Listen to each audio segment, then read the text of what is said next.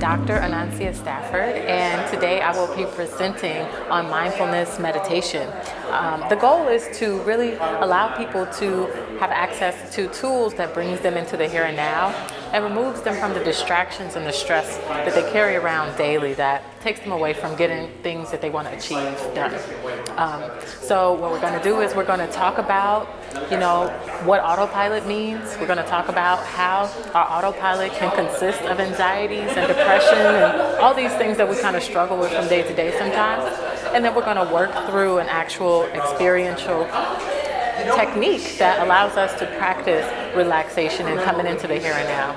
I'm really excited about this, and I'm interested to see how people react and respond.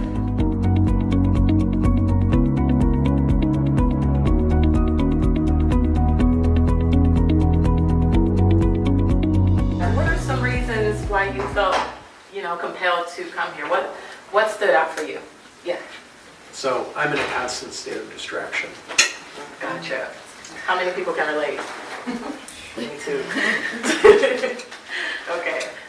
Anybody else? Yes, ma'am. I need to find a way not to kill my kids. Yeah. I got a card for you too. Okay, so you want to better manage, anger management, figure out how to problem solve. I am not cheating. Without. Okay, gotcha. Yes, ma'am. I'm an overthinker and I worry work, so I want to kind of compress and calm that down. Okay, anxiety, overthinking, all that stuff. Anything else? Yes. Just wanting to know more how to stay in the now and not keep revisiting past experiences and just thoughts and, like she said, anxiety, things that cause that, but just kind of stand from back there and getting right here. Gotcha. We'll be talking about that part of the mind that goes on autopilot that we're not really conscious of, but that part of the mind contains so many behaviors, habits, belief systems that lead to anxiety, that lead to worrying, but can also lead to very productive things as well. So learning a little bit more about this part of your brain, a part of how your mind works, does help you bring yourself in the now, and it also allows you to play a couple of tricks with yourself, programming things into your autopilot that work for you, right? Something that you've done over and over and over has been so deeply programmed into your brain that it is automatic, and it's not something that you are consciously doing. That same thing can apply to the way you respond to stress, the way you respond to certain people, the way that you take a shower. Hop in the shower, get out like, oh, I hope I washed everything. Even though you may have thoroughly washed everything, there is a part of the brain that consists of this network that pulls these different parts of your body together, different memories, different things like that work together to kind of energy save and conserve. So it's like, okay, this person's a little worried right now. This person's not focused right now, but we have to function. So let's pull from these pieces that they've, habituated into their mind over and over to make them function, right? The trick with becoming more into the now is tapping into that part of the brain by slowing down, right? By taking some breaths, really being intentional. Even though we operate from this space 49% of the time, automatically, right? We can still, it doesn't have to be detrimental, it doesn't have to be negative. Basically what I'm saying is we have programmed ourselves in so many different ways to respond, to behave, to, feel certain ways. And, you can be intentional about that. One of the biggest things that's important is for you to actually know what you want. How do you want to respond to stressful situations? How do you want to be more present? Okay, so mindfulness is a mental state achieved by focusing on your awareness of the present moment, while calmly, which is the key here, acknowledging and accepting those feelings, body sensations, and as therapists we sometimes use this to help ground people. So when I say accept your feelings, I don't mean saying, oh, it's good, that's right, that's how I'm supposed to feel. I'm simply saying, acknowledging that it's there, not invalidating your feelings. You're not supposed to be mad. Why not? Everybody has different stories and contexts from where they come from. Who says you're not supposed to be mad at something? Now, maybe you don't want to be mad. That's different, right? But then that's when you choose, okay, well then what do I want to feel? An interesting thing about the part of the brain that programs our habits, it only focuses on the past and the future.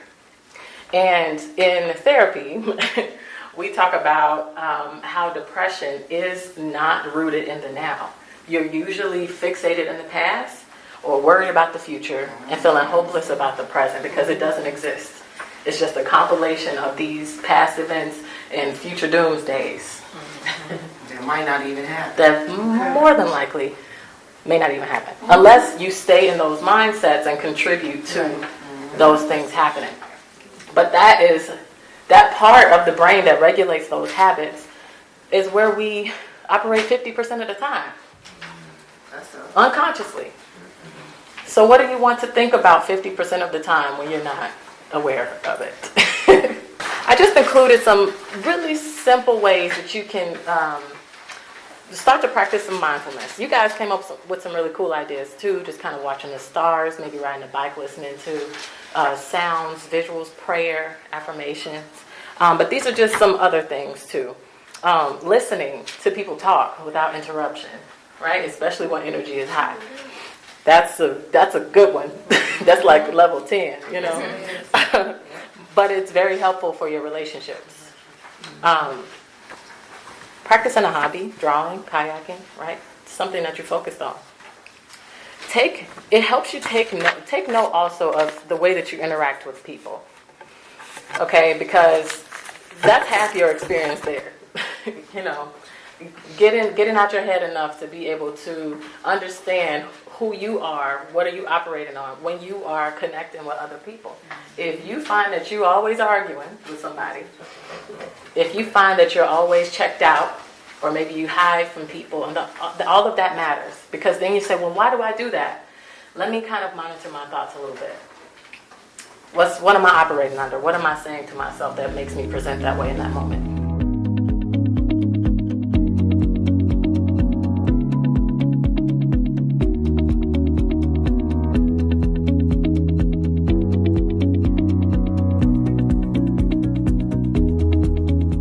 I came to the mindful meditation course just to learn a little bit more about how to manage my thoughts and just gain some more awareness about myself.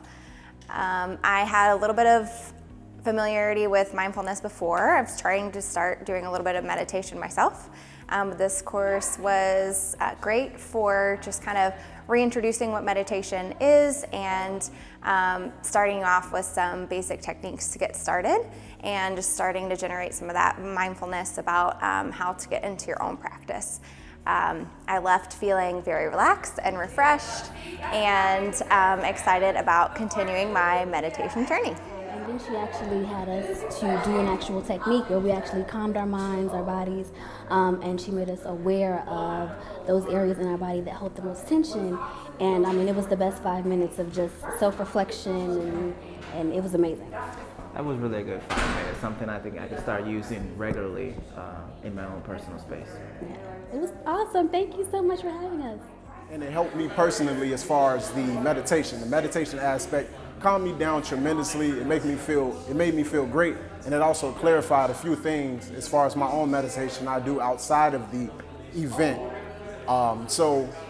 Me being around individuals who actually talked about the event and actually were a part of the event, it actually puts a perspective of clarification. So I appreciated the event 100%. I came to today's event because I wanted to learn how to relax and just be mindful of negative energy. Anancia's event, Dr. Anancia Stafford, is a longtime friend, but her event was amazing. I definitely feel more calm, and I'm starting to acknowledge when I'm thinking something negative. So that's really helpful for me. And I'm just really excited to keep practicing how to not be so anxious and be more calm and peaceful and to do things I like to do. I'm really, really excited about how many people were able to really, really engulf the richness of becoming in the here and now. A lot of people were relaxing. I saw some people almost falling asleep.